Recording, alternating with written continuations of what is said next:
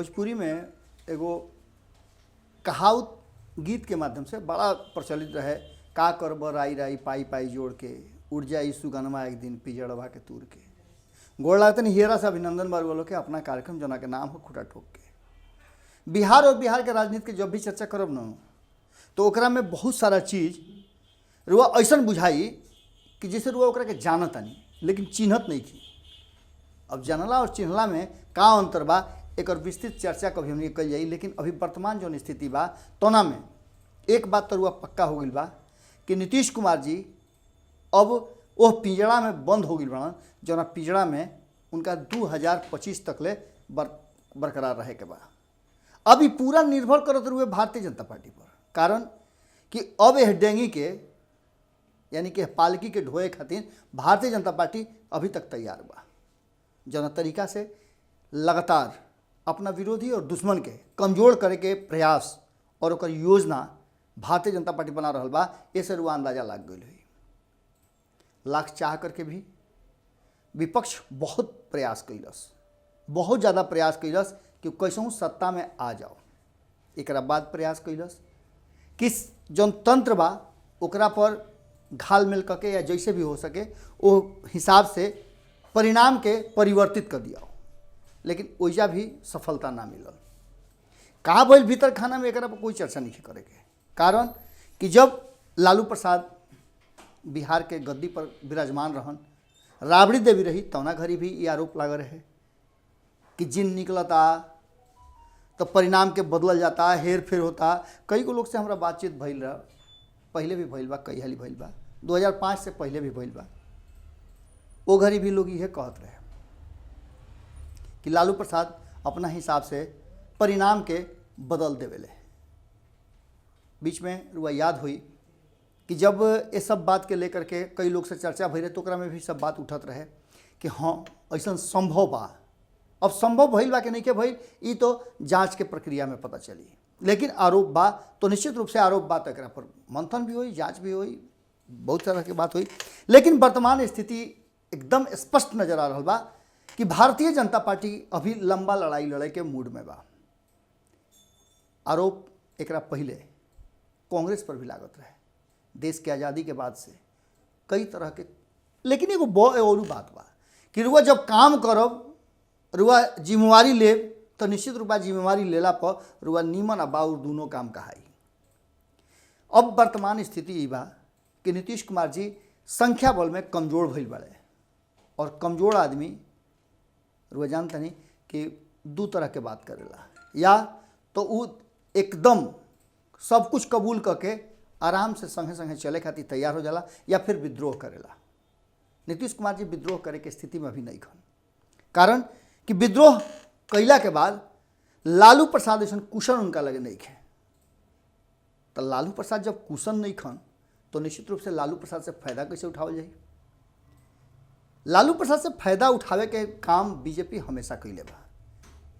तेजस्वी यादव खातिर कितना फायदेमंद बना लालू ये तो तेजस्वी यादव बेहतर बता सकेले। तेजस्वी यादव धीरे धीरे लालू प्रसाद के साया से अलग हो रहा बड़न।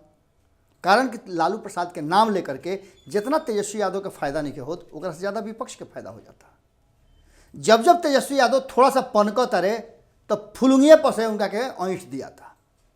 इरुआ देख ले हो कब लगातार बिहार के राजनीति में लालू प्रसाद के छोड़ के रुआ राजनीति के कोनो कल्पना ना कर सकिले।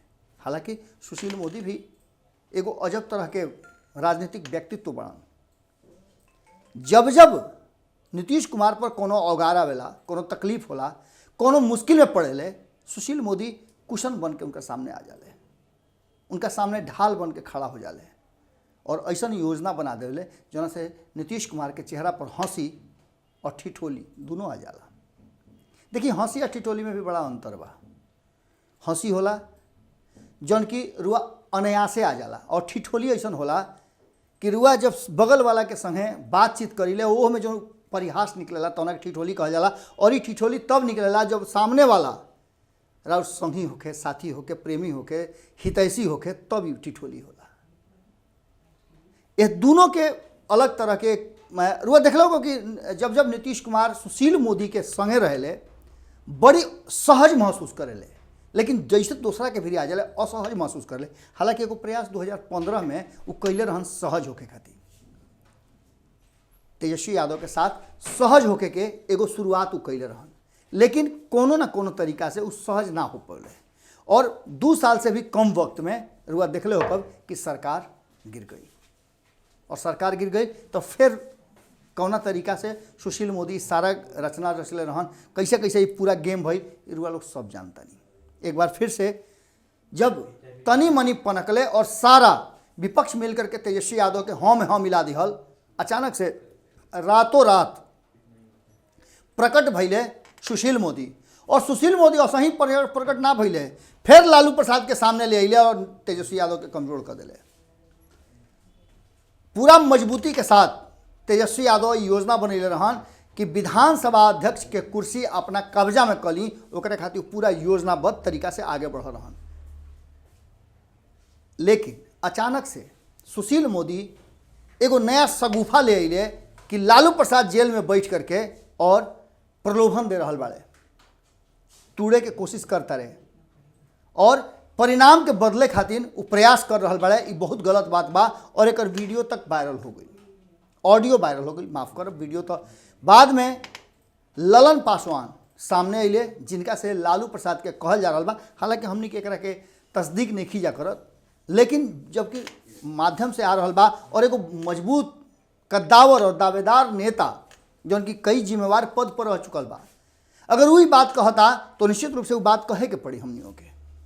हालांकि यह बात के लेकर के आरजेडी और पूरा महागठबंधन इनकार कैले बा, लेकिन जौना तरीका से मुकेश सहनी सदन में यह बात के लेकर के कड़ा रुख अपनैले है, वो बड़ा सोचे वाला बात रहे। हालांकि जदयू के तरफ से जितना भी बात कही जाओ वो कम बड़ुए, यह लड़ाई में जदयू अपना से दूर रख ले रहा, लेकिन भारतीय जनता पार्टी पूरा एग्रेसिव होकर के और ये बात के कह रहा भारतीय जनता पार्टी के लाइन से अगर नेता का नाम बतावे लगी तो अंगुरी पर हुआ गिन ना पाई। अतना नेता लालू प्रसाद के संवाद के जो कि जेल से भारतीय जनता पार्टी के ललन पासवान जो एमएलए बाड़े उनका से बतियोले बाड़े कि हो बबुआ जीत के तारा बधाई, कल मत जइहो, बाद में तारा के मंत्री उंत्री बनावे खातिर हमके सोचब जा। लेकिन खैर अब यह बात में कितना सच्चाई बा तो जांच के विषय बा और सरकार केकरा हाथ में बा रुआ पते बा, केंद्र में भी सरकार बा और राज्य में भी सरकार बा, जांच रुआ कर सकीले। ये सब बात के लेकर के अब स्थिति ही बा कि कहीं ना कहीं भारतीय जनता पार्टी यह बात खातिर पूरा तैयारी कर ले बा और जौन के हमनी के सूत्र बता रहा बड़े पहले से भी हमनी के कहते जा कि जब तक ले कई कुछ राज्य के चुनाव बा नइखे हो जा तब तक भारतीय जनता पार्टी नीतीश कुमार के हर फैसला के, हालांकि वो फैसला में और बा जौन की बड़ा गबर घिचोर भइल बा, ओकरा के लेकर के बिहार के राजनीति में बड़ा अजीब तरह के माहौल बा और एकरा के लेकर के खास करके भारतीय जनता पार्टी बड़ी मंथन के दौर से गुजर रहा बा। वो मुद्दा बा कि एक तरफ नीतीश कुमार के साध के रखल जब तक ले बगल के 2 राज्य के चुनाव नहीं हो जात। रुआ याद होई कि कैसे दिल्ली में नीतीश कुमार के साथे रखे खातिर मजबूर हो गई रहे भारतीय जनता पार्टी। रुआ याद हुई कि झारखंड में नीतीश कुमार कतना खेल बिगड़ले रहन, जौना तरीका से खेल कहल जाला कि इतिहास खुद के दोहरावेला। झारखंड में नीतीश कुमार खेल बिगाड़ दिले रहन, भले 2% 1% वोट ले अले, भले जीत के एको सीट ना अले, भले उनको हर सीट पर जमानत जब्त हो गई, लेकिन भारतीय जनता पार्टी के खेल बिगाड़े में झारखंड में नीतीश कुमार की भूमिका बड़ा अहम रहे। हालांकि अपने ना गए चुनाव प्रचार में, लेकिन उम्मीदवार खड़ा करके कहीं ना कहीं भारतीय जनता पार्टी के जो 2% के हार जीत के आंकड़ा रहे ओकरा में बड़ा गेम कैले रहन, जना के वापसी 2020 में चिराग पासवान के रूप में भइल।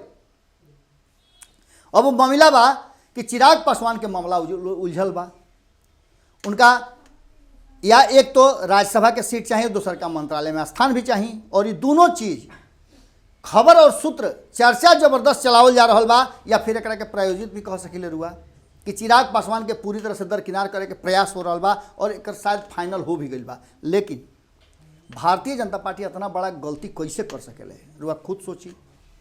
कारण कि दलित के नाराज कैल ओकरा बस में नहीं खे, और दलित के जब नाराज कैल ओकरा बस में नहीं खे तो ये बात रुआ समझ ली कि चिराग पासवान पर एको अवगार ना आई, एको आँच ना आवे दी भारतीय जनता पार्टी नीतीश कुमार के समझावे खातिर और नीतीश कुमार के पढ़ावे खातिर ओकरा लगे पर्याप्त जुगाड़ बा। जब तक ले पश्चिम बंगाल और उत्तर प्रदेश के चुनाव नहीं हो जात तब तक भारतीय जनता पार्टी चाहिए कि सब केहू जैसे जौन बा उ रहो। हालांकि दोनों हाथ में ओकरा लड्डू भेटात रुए। अगर चिराग पासवान राज्यसभा नहीं मिलत तो सीट निश्चित रूप से भारतीय जनता पार्टी के खाता में जाई। मंत्रिमंडल के गठन के बात रुआ से कहले रही तो उ रुआ समझते बानी कि का हुई। मंत्रिमंडल के गठन के प्रक्रिया लगभग सुगबुगाहट तेज हो गई बा। हो सकेला कभी भी मंत्रिमंडल के विस्तार, केंद्रीय मंत्रिमंडल के बात हम करते नहीं। बिहार के मंत्रिमंडल में जगह बचा के काहे रखल बा, 14 गो मंत्री काहे बनावल गई बड़े, एकरो पीछे को बहुत बड़ा राज बा। कभी भी कुछ बड़ा फैसला रुआ देखे के मिल सकेला। भारतीय जनता पार्टी घींच घांच करके सरकार चलावे के हर प्रयास करी। और इतने ना, भारतीय जनता पार्टी जो सीट बचा के रखले बा, अब ये बड़ा जिम्मेवारी तेजस्वी यादव और महागठबंधन के अन्य साथी दल पर बा। खास करके कांग्रेस के बात करी तो अपना कुनबा के बचा के रखे के। ये बात हमेशा कहतनी कि भीतरे भीतर खेल बहुत ज़बरदस्त हो रहा बा। और भीतरे भीतर जौनी हल्का सा एगो हिंट्स सुशील मोदी दिले हा कि लालू प्रसाद तूड़े के प्रयास करता रहे तो इरुआ पता चल नु कि सत्ता में बैठल लोग जिनका लगे देवे खातिर बहुत कुछ बा का उ प्रयास ना करी है। और भारतीय जनता पार्टी एकरा में तो एकदम रुआ समझ ले कि सिद्धहस्त बा। लगातार 2014 से लेकर के अब तक भारतीय जनता पार्टी जितना एक्ट कैलस उस सारा पर कहीं ना कहीं क्वेश्चन मार्क जरूर बा। चाहे वो मध्य प्रदेश होके, चाहे अन्य राज्य के बात कर ली। महाराष्ट्र में तो देखनी रुआ का से का भई, हरियाणा में रुआ देखनी कि कैसे धूर विरोधी साथे हो गई। रुआ सामने उदाहरण जम्मू कश्मीर भी बा। भारतीय जनता पार्टी सत्ता में रहे खातिर कोनो स्तर तक कोई भी समझौता करे खातिर तैयार बा। इतना बड़ा दुनिया के सबसे बड़ा पार्टी नीतीश कुमार ऐसा जो उनकी सबसे कम सीट लेकर के आयल बड़ा, तीसरा नंबर पे उबाड़न उनका साथे और उनका के सबसे बड़ा ओहदा दे करके उनका साथे सरकार में शामिल होना ये रुआ कम बात समझता नहीं। भारतीय जनता पार्टी घींच घाच करके सरकार चलावे खातिर एकदम तैयारी कर रहा बा। और कभी भी सरकार के स्वरूप भी अगर बदली तो भारतीय जनता पार्टियों में लीड रोल में रही, ये बात रुआ मान के चली। अब समस्या एजा से शुरू हो गई बा। कहीं ना कहीं रुआ समझते बानी जे लोग सत्ता में नहीं खे और सत्ता के चाह रखले रहा वो लोग खातिर हो गई बा कांग्रेस और आरजेडी अपना कुनबा के बचा के रखो। इस सबसे बड़ा उनका खातिर चुनौती बा। बाकी सब चुनौती के पीछे कह दी, ये चुनौती सबसे बड़ा बा। कैसन लागल आज के खूटा ठोक जरूर बताइब सब है। ऐसे कि भारतीय जनता पार्टी मजबूत खूटा ठोक दिले बा कि कोनो सूरत में 5 साल तक ले सरकार चलाई। कारण कि बिहार के जनता अब ओकरा में इंटरेस्ट लेवे लगली। ये बात भारतीय जनता पार्टी समझ गई बा। और निश्चित रूप से जब इंटरेस्ट लेवे लगली तो आगे वो अपन कुनबा के बढ़ाई और मजबूती से राखी भी। रुआ लोग से एगो निहोरा बा। निहोरा ही बा कि भारत लाइव अब आगे अपन विस्तार करे जा रहा बा। ए विस्तार में रुआ लोग के साथ के बहुत जरूरत बा। रुआ लोग के साथ मिली तो निश्चित रूप से अब रुआ हमनी के टीवी पर भी देख सकीले। एकरा खातिर रुआ लोग से सहयोग के हमनी के अपेक्षा करतनी जाए। हमनी के परिवार 4.5 लाख से बेसी हो गई बा। और ये परिवार में से अगर 1 रुपया से लेकर के जितना रुआ मदद कर सकीले रुआ सहयोग जरूर करी। आशीर्वाद तो रुआ हमेशा बनौले बानी। अपन विचार भी जरूर देव कि का हमनी के बड़ा प्लेटफॉर्म पर जाए के चाहिए। फिर कल भेंट हुई यही ठेहा पर जना का नाम खूटा टोक के गोड़ लागतनी। अगर ये वीडियो पसंद आई और वह बिहार के राजनीति और बिहारियत से सरोकार रखेनी तो सब्सक्राइब बटन दबा के चैनल के सब्सक्राइब कर ली। ओजे एगो घंटी बा, ओकरा बटन दबा देला से कुल सटीक और मारक खबर रुआ मुफ्त में मिल जाई। अगर रुआ पत्रकारिता के हमनी के नया प्रयोग में सहयोग कर चाहतानी तो ज्वाइन बटन दबा दी। पेटीएम नंबर नोट कर ली 9386816700। धन्यवाद।